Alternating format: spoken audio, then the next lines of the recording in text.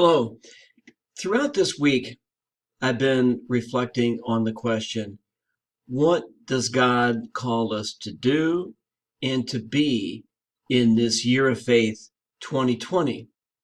And I've been looking at that from 2 points of view. First of all, in light of the important elections that will be taking place this year.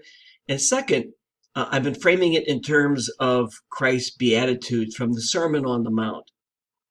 So today, I want to take a look at the fifth beatitude, blessed are the merciful.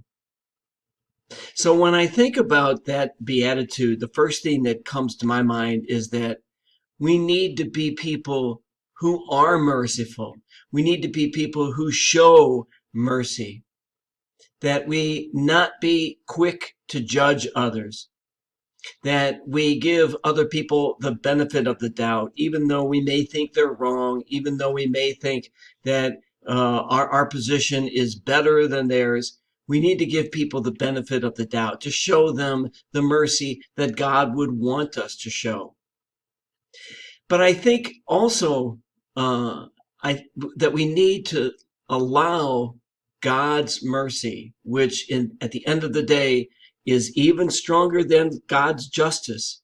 We need to allow God's mercy to influence and shape our thinking during this election year.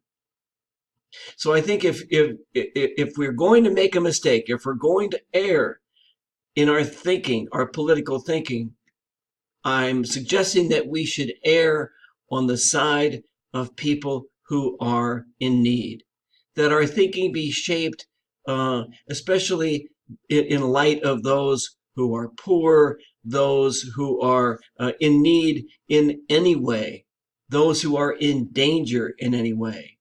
That we think about our fellow Americans as one family, that we think of ourselves as one nation, one country, and that those who have, we who have been blessed, be willing to be merciful toward those who have not been so greatly blessed.